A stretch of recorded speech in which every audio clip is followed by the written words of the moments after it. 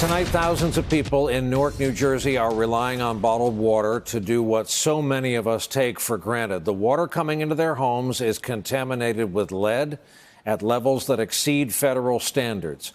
While the city tests the water supply, it's giving out free cases of bottled water. But as we've reported, only 2 cases at a time, every 2 weeks, for all of life's needs. And if you want it, you got to come and get it. With no system to get water to its people, now the churches in Newark are stepping up, as churches so often do. We want to show you the local news coverage that we get to see here in the New York area as recently as tonight. Here is tonight's report from our NBC TV station, WNBC, and veteran New Jersey reporter Brian Thompson. Bring us the water. An appeal from a Newark pulpit for help. Newark's water crisis now into its second week. The city's free water distribution plan showing leaks as people struggle to collect their 2 allotted cases, something the mayor warns could go on for at least another month. Now ministers today agreeing to mount their own water collection and distribution plan. One family with 5 children wilting under the strain. Right now, when we leave here, I have to go to the supermarket and buy water out of my pockets. Cash. Alteric Morton's 2-year-old son Elijah just tested for elevated lead levels. From the pulpit, this appeal to the nation. Send your brother some water. We don't need money, we need water. For the Morton family, this church distribution plan may be the answer they've been praying for. You gotta eat, wash, brush your teeth. You know what I'm saying? That's a lot of water to be sitting here buying when you don't have money like that. She's not going to leave here in the same condition she came. Her car will be full of water. Hearing their story, Bishop James swung into action.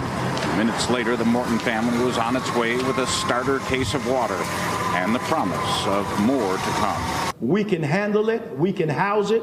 We can distribute it. If we have to turn our sanctuary into a warehouse for water for all people. The logistics of this plan do sound daunting, but Bishop James says that it's been done before, during Sandy, and, quote, we'll get it done.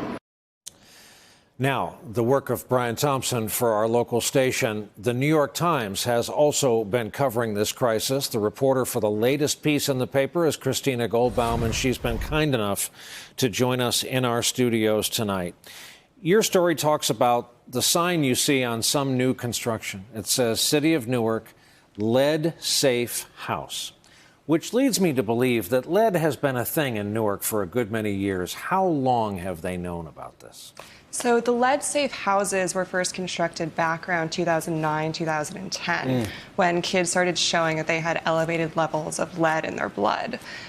Then our reporting shows that in 2015 is when there was a chemistry change in how they were treating water in one of the 2 water treatment plants in the city. They were dealing with a different contaminant, and because of what they ended up putting in the water became more acidic. And what happens with acidic water is that as it travels through lead pipes, the lead begins to leach into the water supply itself. It grabs the lead as it goes. And so a year later, in 2016, is when the city began giving out bottled water to schools, because the school water had also shown that there were elevated levels of lead. The next year, they decided to test every 6 months to see if the water going into people's homes also showed these elevated levels of lead. And 3 consecutive tests show that, indeed, they were twice the federal standard for lead. And then it wasn't until really last summer in 2018 when an organization sued the city saying that they had violated the safe water laws that the city finally responded last fall by giving out 38,000 filters to people to use in their homes. Now, what was the problem with those filters? Well, as the EPA letter from August 9th shows, the filters were not doing enough to protect residents. And that is why the city has begun giving out bottled water, essentially saying that the filters we gave you aren't necessarily keeping you and your family safe. What am I missing as I look at this story? Why has no one stepped up? Why is everyone seemingly okay with these pictures? This was a hot day today. We had lines, as you chronicled, around the block at some of these water distribution centers, and there are only 4. It strikes me this could become a kind of slow motion Katrina in 16-ounce increments. We've got a Democratic governor and mayor. We have Senators Menendez and Booker, both Democrats. I'm reminded that Senator Booker lives in Newark and is running for president. What's going on here? That is the question that a lot of Newark residents are asking right now as well, especially because I think a lot of people now are wondering why Mayor Baraka has not done more, even though for about a year and a half, there have been high levels of lead in the water.